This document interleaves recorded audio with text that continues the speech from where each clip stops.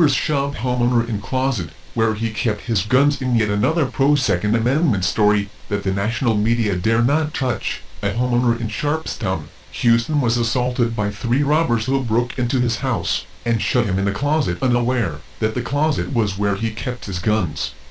With the homeowner thinking the 3 men had left, he exited the closet armed and proceeded to walk downstairs, before confronting one of the burglars and exchanging shots.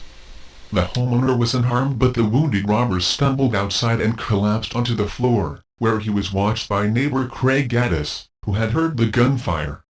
The other 2 men fled the scene.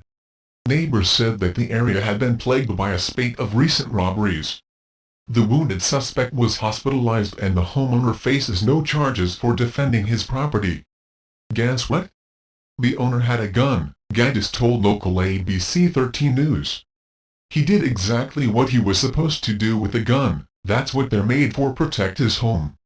This is precisely the kind of story, reflecting the Second Amendment in a positive light in stopping a crime, that happens routinely but is rarely if ever mentioned by the national media, which instead only obsesses about guns, when they are used in the commission of a crime. You won't see Piers Morgan inviting this homeowner on CNN for an interview, nor will you see this story receive any attention at the national level. Back in March we reported on the story of a Texas boy, who watched his sister and mother being raped during a home invasion by 2 men, who later abandoned a plan to murder the 3 victims, because the boy was able to grab a handgun, and send the 2 individuals fleeing, another incident that received zero national attention. As a recent study reported on by the La Times highlighted, while tragedies such as the Aurora shootings and the Sandy Hook massacre have been exploited by gun control advocates to push for new laws to disarm Americans, actual gun crime has in fact plunged. This hasn't translated to opinion polls of American citizens, who because of contrived, media-manufactured perceptions believe that gun crime has risen. In less than 2 decades, the gun murder rate has been nearly cut in half.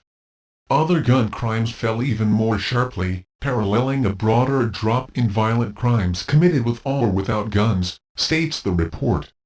Despite these figures, a recent Pew Research Center poll found that more than half of Americans erroneously believed that gun crime was on the increase.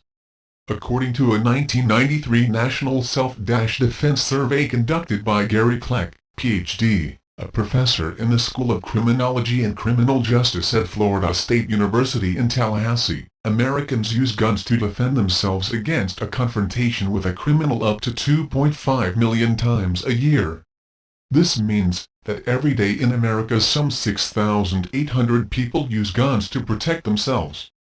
Scholars Clayton E. Kramer and David Burnett have documented how a great number of tragedies, murders, rapes, assaults, robberies have been thwarted by self-defense gun uses. However, only a fraction of those cases ever make the local news, and barely any at all make the national news. In addition, as gun ownership has increased in the United States, crime has gone down, as the video below explains using the latest FBI crime statistics.